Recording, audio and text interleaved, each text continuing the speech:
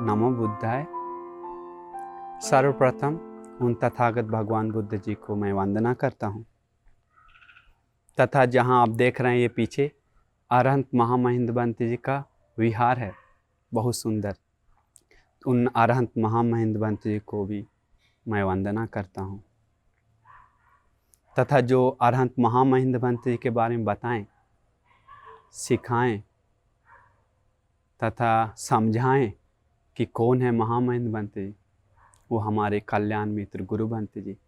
उन गुरु बंत जी को मेरा नमस्कार। आप जानते हैं ये महामहिम बंत जी के बारे में, पूरे दुनिया का सर्वश्रेष्ठ जगह है वो है जम्बूद्वीप। पूरे दुनिया का हर एक देश को देखेंगे तो सबसे श्रेष्ठ देश है जम्बूद्वीप, क्योंकि सारे भगवान बुद्ध लोग, संत लोग, ऋषि लोग जम्बूद्वीप में ही जन्म लेते हैं, जम्बूद्वीप में ही जन्म लेते हैं। आज तो नेपाल कहा गया है जहाँ भगवान बुद्ध जन्म लिए हैं, लेकिन भगवान बुद्ध के समय नेपाल भी जम्बूद्वीप में आता था, जम्बूद्वीप में आता था। आज वो भारत हम लोग बोलते हैं जिसको। तो उस समय भगवान बुद्ध के समय हमारे जम्बूद्वीप बहुत सुंदर था, हरा भरा तथा नदियों में सालों भर पानी तथा पहाड़ी में पेड़ पौधा, बहुत सुंदर था हमारा देश। सिर्फ उतना ही नहीं तो और एक विशेष था, वो है उस समय का लोग बहुत धार्मिक था, एक दूसरे को मिलजुल कर रहता था। हत्या, चोरी, व्यभिचार, झूठ, नशा नहीं करता था, दान देता था, मदद करता था तथा मिलजुल कर रहता था। पूरा सोने का चिड़िया उस समय था देश हमारा, स्वर्ण युग। जब तक धर्म था तब तक देश महान था, क्योंकि उस समय धर्म था। अभी आप देख रहे हैं श्रीलंका देश बहुत सुंदर है, बहुत श्रेष्ठ देश माना जाता है, धर्म दीप माना जाता है। कारण क्या है पता है आपको? क्योंकि ये सम्राट अशोक ने धर्म भेजा इधर।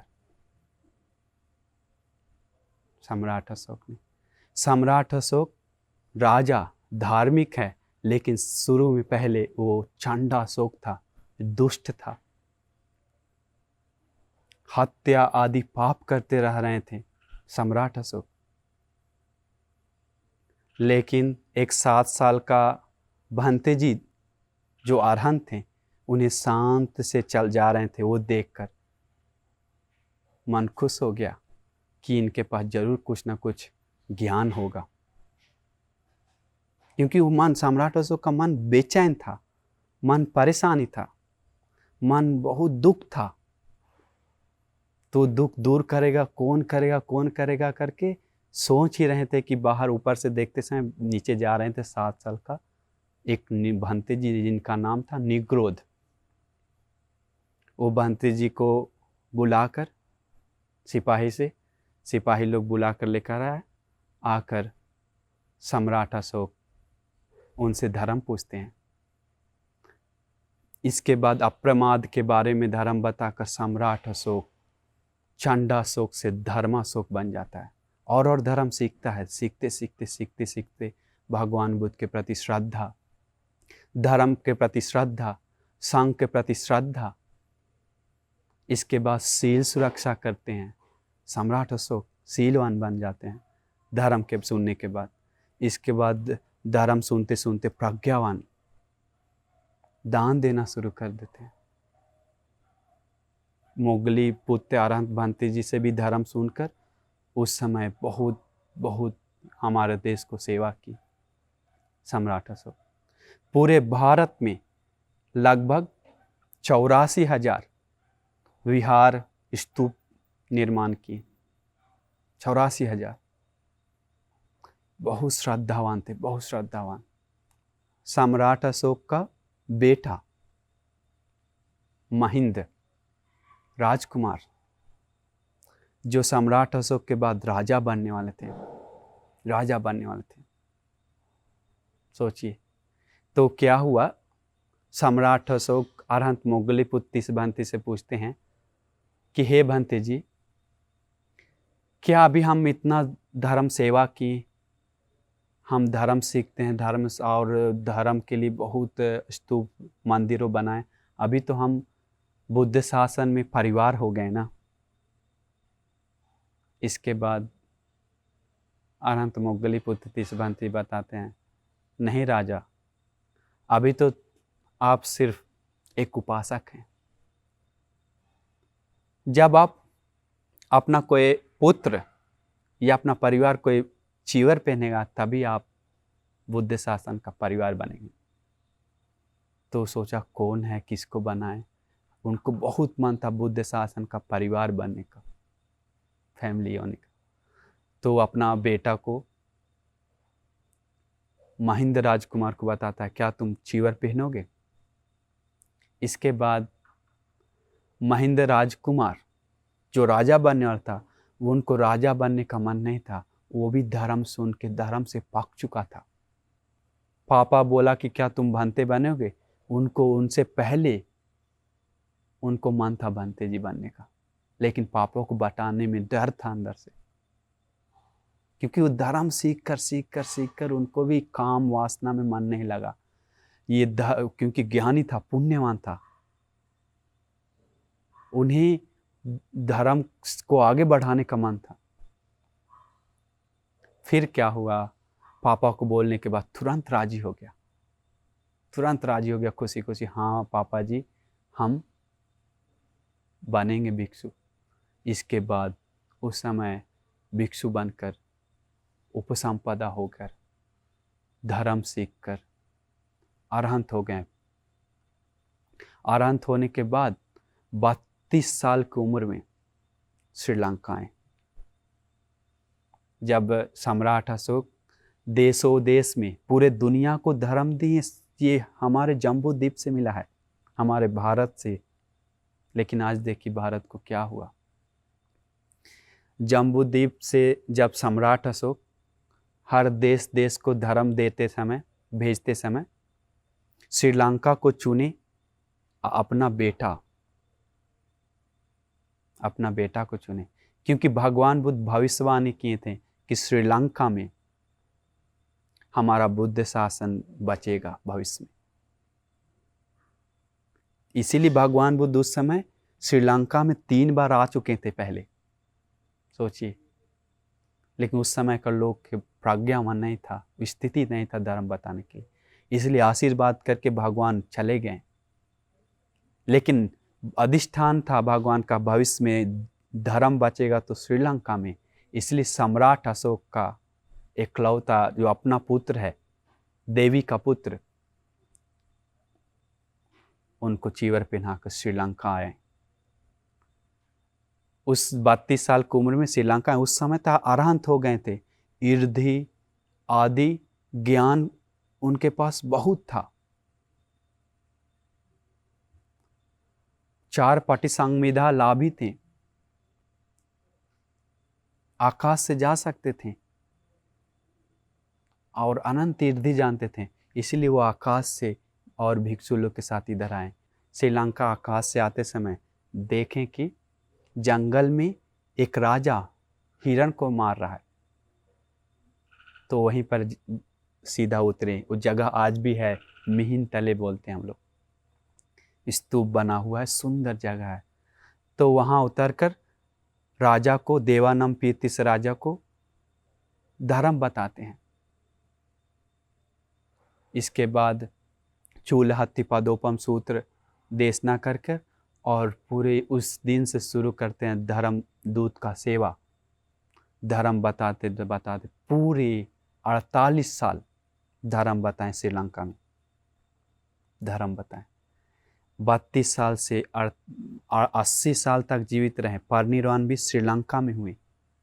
अरहंत महामहिमवंती परिनिर्वाण भी इसी देश में हुए। परिनिर्वाण होने तक धर्म बताएं लोगों को। लोग पाप करता था, मार काट करते थे, इधर चोरी, हत्या, व्यभिचार, झूठ, नशा सब था। यह धर्म दीप था पहले, लेकिन उसे धर्म दीप बनाए हमारे महामहिमवंत जी। इसीलिए आज इस देश के लोग महामहिमवंत जी को आदि गुरु कहते हैं। आदि गुरु कहते हैं। वो पूजनीय हैं, श्रेष्ठ हैं, महान हैं। उन्हें सभी लोग उन्हें श्रीलंका के लोग वंदना करते हैं, पूजा करते हैं। हमारे गुरु महंत जी बहुत सुबह से, आज सुबह में एक बहुत बड़ा पूजा इधर की। कोरोना के समय में भी देखिए कितना सुंदर से सजाया हुआ है ये पूरा। और दूसरे आश्रमों में भी, हम लोग का मोनास्ट्री में भी पूजा हुआ, बहुत सुंदर से हुआ। आप देख सकते हैं गुरुजी फल पूजा, खीर पूजा, फूल पूजा आदि किए और भांति लोग चांटिंग की, भिक्षु संघ लोग, सुंदर से पूजा हुआ, धर्म सुने। आश्चर्य है। ये सब अरहंत महामहिमवंत जी के लिए, उपहार के लिए, गौरव के लिए और उनका कृतज्ञता चुकाने के लिए भांति लोग करते हैं। इसीलिए महामहिमवंत जी श्रीलंका में आने के बाद आज आप देखते हैं ये श्रीलंका बहुत सुंदर देश हो गया है, बहुत धार्मिक हो गया है। एक दूसरे को मदद करते हैं, दान देते हैं और सील सुरक्षा करते हैं। हर पूर्णिमा के दिन उपोषित लेते हैं और बहुत बहुत बहुत दया करुणा से भरे हुए हैं इधर के लोग। हम आने के बाद, श्रीलंका आने के बाद देखकर आश्चर्य हो गए कि डॉक्टर, इंजीनियर, बड़े बड़े लोग भी नीचे बैठकर धर्म सुन रहे हैं, निरहंकारी जैसा जीवन बिता रहे हैं, शांत जीवन बिता रहे हैं, क्योंकि धर्म से पक रहा है। इसीलिए आप सभी लोग ये हमारे देश में, भारत देश में फिर से स्वर्ण युग बनाने के लिए, फिर से ये सोने का चिड़िया देश को बनाने के लिए, सुंदर देश बनाने के लिए, श्रेष्ठ महान देश बनाने के लिए आप सभी लोग धर्म सुनिए, धर्म की रास्ता पे जाइए। क्योंकि न इधर लोग आगे बढ़ने का कारण ही एक है, धर्म। अगर महामहिमवंत नहीं आते तो बोधि वृक्ष के बारे में कौन जानता है? इधर बोधि वृक्ष लाए कौन? अरहंत महामहिमवंत जी का बहन अरहंत संघमित्रा भिक्षुनी, वो भी आकर इधर धर्म बताएं और स्तूप बनवाएं, लोगों को धर्म बता के स्वर्ग जाने का रास्ता खोल दी, निर्वाण का रास्ता खोल दी नहीं, सिर्फ निर्वाण तक ले गए लोगों को धर्म बताकर। देव मनुष्य निर्वाण अरहंत हो गए हजारों उस समय लोग। उस समय तो ये श्रीलंका द्वीप स्वर्ण युग था, सोने का चिड़िया इसे कहा जाता था, महान देश इसे कहा जाता था। अभी भी थोड़ा वो धर्म बचने के कारण लोग सुखी से रह रहे हैं, शांति से रह रहे हैं। इसके बाद श्रीलंका का लोग, जिस दिन अरहंत महामहिमवंत जी श्रीलंका में आए, उस दिन सारे श्रीलंका के लोग, अधिकतर लाख लोग उस जगह को वंदना करने के लिए जाते हैं, पूजा करने के लिए जाते हैं, पुण्य करने के लिए जाते हैं। अपना कल्याण मित्र और भगवान बुद्ध के समान अनुबुद्धू अरहंत महामहिम भंत जी को कृतज्ञता चुकाने के लिए, वंदना करने के लिए, पुण्य करने के लिए और सेवा करने के लिए जाते हैं उधर। कृतज्ञता चुका नहीं सकते हैं कभी भी। धर्म बताने वाला कोई धर्म बताता है आपको तो वो धर्म के अलावा उनको पैसा, धन दौलत, पूजा से उसका किया हुआ उपकार नहीं चुका सकते हैं। अगर आपको चुकाना है तो वो क्या करना पड़ेगा, आप उस धर्म की रास्ता पे जाकर आगे बढ़िए, तो आप उसका किया हुआ उपकार का सम्मान कर रहे हैं।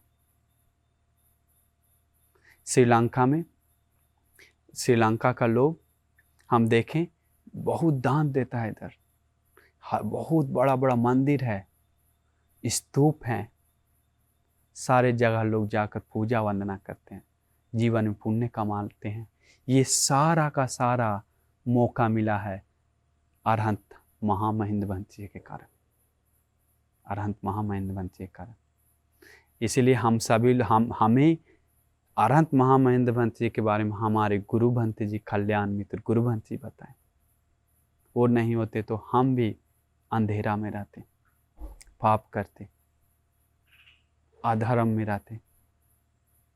इसीलिए आप सभी लोग ये जो श्रेष्ठ धर्म है, उस धर्म से ही कोई सुख पा सकता है, इस धर्म से ही कोई आगे बढ़ सकता है, इस धर्म से ही कोई महान बन सकता है, इस धर्म से ही कोई शांति पा सकता है। इसके अलावा कोई धर्म नहीं।